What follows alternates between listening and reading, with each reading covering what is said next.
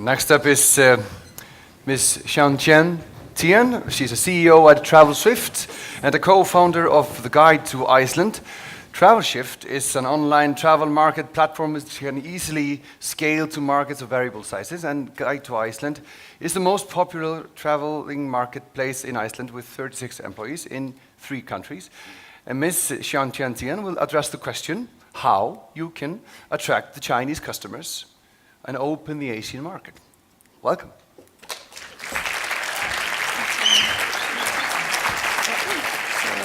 Excuse me, so I just press the green one? Just press for the next slide.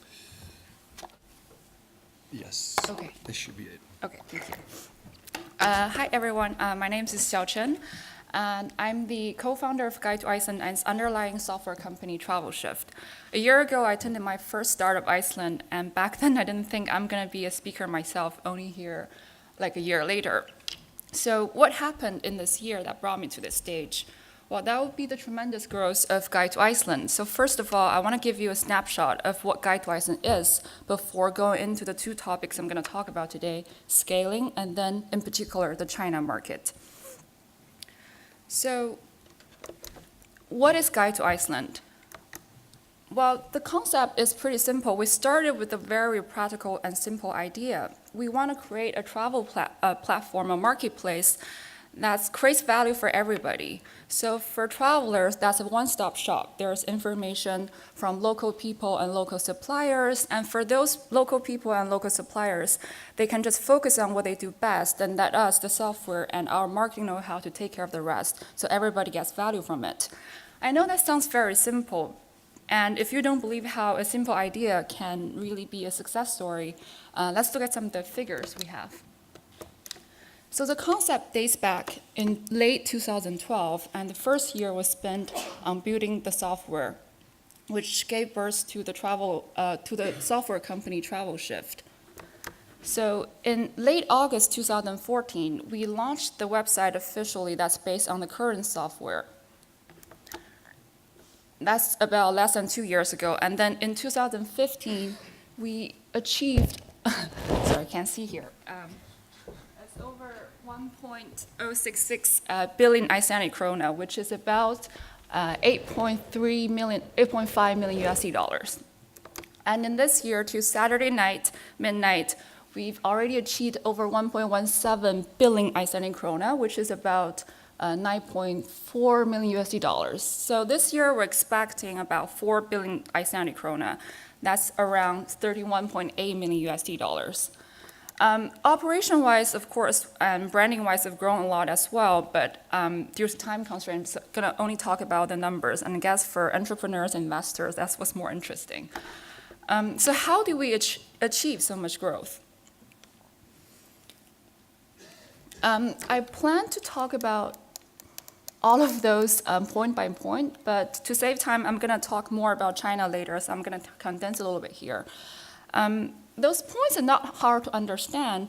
What I want to mention during my work that I learned from Guide to Iceland is, as an entrepreneur, you have to always think about the future. So when you're building a product, it takes time. Think what the future market wants. And if you're going to compete with the existing big players, you have to be innovative. That is your weapon to be ahead of the market. And don't wait to be perfect. If you wait to be perfect, it's never going to be launched. So for us, we always test and we apply. The incremental improvements you can achieve will amount to a great progress. To not limit it by human labor, for us, we always think about how we can make the software smarter, build a smarter software and achieve automation for the business. This is how you can truly scale. And while you scale, don't put all the eggs in one basket. The environment is always changing. So at Guide to Iceland, we diversify our revenue streams and our marketing channels. This way, we're not focused on a single thing. We're not dependent on a single thing. For marketing, again, I want to talk about the future. So my co-founder, Ingo, in 2012, he already noticed that China is a growing market for the global travel and tourism industry, even though in 2012, China was not a noticeable market yet here for Iceland. But that's how I was brought on board. So this way, because China is not established here, we had the first mover advantage and was able to take China by storm. So we're going to talk about China. Out of curiosity, how many of you have been to China? Okay, nice. And how many of you are interested in China doing business over there? Okay, that's good. So why do you think you should enter China? That, obviously. But there are other things. Everybody knows about the size and potential of China. We have 1.3 billion people. That's close to 4,000 times the population of Iceland. So if we ever get into a fight, every Icelander has to fight off 4,000 Chinese people. And I don't know why I'm talking about fighting. So anyways, it's unquestionable that the market is huge in China. And every product, no matter how niche, will find a great number of customers. So with these numbers, the purchasing power is astounding. I want to give you an example. Every year on November the 11th is called the Singles' Day in China. It's a commercial holiday entirely invented for the sake of selling. People know it and people don't care. And last year, 2015, the total net sale on Alibaba's shopping sites alone was 14.3 billion USD dollars. It's not Icelandic krona, and it's just on a single day. So yeah, obviously that's a lot. But of course, there are obstacles of going to China. Earlier I asked you like how many of you are interested in going to China, but well, I was born and raised there, but I don't often tell people that I don't know China all that much because the 1.3 billion people is not a singularity. Demographics are very complex. So I was the only child of my family. When I went to university, I stayed in a dorm with 4 other people. They were all from villages across the country, and they all had siblings. It was the first time that I truly realized I was a minority. So this market is not a single market. It's a market with tons of subsets. So there's differences in wealth, in generations, and it's like everywhere else when you do marketing. You have to find your target audience. But the plus side is that for a lot of business coming out of Iceland, you're already a niche product probably. So don't be shy of using Iceland as your selling point. In mature markets, while China is a very old country with a long history, but then the new China is very young, and the market is also. So wealth is super unbalanced, and the market research is probably not as reliable as what you're used to in the Western world. On top of this, we know that the rules, the laws are far from perfect, and there are a lot of red tapes that both foreign companies and local companies shy away from, and there are a lot of gray areas. I want to give you a fun example. So we signed this contract with a Chinese company, very well known and established, and one of the documents we have to sign is called integrity statement. In this statement, there's one thing that's really weird, and I have to quote, which I can't make up. It says our partners cannot have commercial intercourse with spouse or family members of our staff during the process of negotiation or cooperation. And I swear this is true. And you can imagine how unregulated the market can be. And by the way, I signed that as a statement. So the market is immature, but then it's also always changing and evolving really fast. This is what you find with growing markets. I was recently back in China for a month. Every time I go back, I find China a little bit more disorienting. This time, all my friends are paying stuff with their phone apps. I know that Apple Wallet has been around for a while, but still, the penetration of this Chinese phone service really shocked me. And I was in this restaurant to get a quick bite. The staff who was is like a lady in her 50s. It was my first time using that. She was teaching me step by step how to use it. And she gave me some funny looks. She probably thought I was really dumb or either I'm really out or something to not know how to use that app.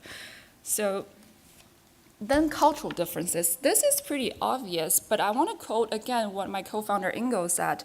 He finds that the cultural gap is much smaller than what he imagined. People know about the same movies, the same TV shows, international brands. So you can find much more in common nowadays. Try it next time. If you find a Chinese traveler here, try talk to him or her, and you'll find a lot more in common than you think. But then the cultural differences still exist, it's more subtle than before. And those subtle differences determine how differently they're going to interpret and understand your brand. And those subtle differences can mean a lot because you can't apply your previous experience to selling into China. Well, you made a sale, that's really great. But if you want to grow your sale, grow your business in China, you have to know why they bought it, not necessarily the reason you assumed. So lastly, communication. More and more Chinese people are now speaking English, which is really nice, but then the unique media environment comes in the way. We know that Google, Facebook, Instagram, and Twitter, they're all blocked in China. So China has its own very mature media ecosystem that's very different from what we are used to. If you want to go into China, those new ways of communication is what you have to learn about. So what am I saying here? China is very confusing, it's very huge, and it's very difficult. Should you not enter China? Of course not. I'm not here to discourage you from going to China. I want to offer a few possible solutions as well. Okay, so first of all, I would like to say be bold. By that, I mean to have a strong brand. Chinese customers can be pretty hard to please because of the abundance of supplies that's available there. But at the same time, because of that, people look to buy things to represent who they are. For them, purchases are tags. So for a foreign brand, you already have the advantage of being different. Use that. Make a strong brand. This is the same thing as going into anywhere else to find out who you are and what those Chinese customers expect from you. Be humble. What I mean is that while you have a strong brand, how you go into China should be localized. I want to use Plain Vanilla as an example. So Plain Vanilla launched in China together with the Chinese tech giant Tencent. The quiz-up version in China is called WeQuiz. It's still the same game, but then we know it uses very different topics and the look is very different. QuizUp focuses more on science and facts trivia and has a very clean look, whereas the Chinese version is more entertainment focused and it also has more colorful and cartoonish look. So this is the difference between those two markets, and they actually did it really well by doing localization. Be close. What I mean is there's a difference from going to China yourself and hiring locals. Because even though you go there and stay for a while, it's very difficult to capture the whole picture right away. So hiring locals, find out the right team and person to help you, and then this way you can truly grow. I remember we talked about how China is always changing, so you have to be close by. It's not something you can do just for one time. You have to be close to the source so you are in tune with the developments of the market. You cannot treat it as a single entity that's static. Otherwise, you're going to be left behind. So that's all I have to share for today. I hope everybody has success in China. Thank you.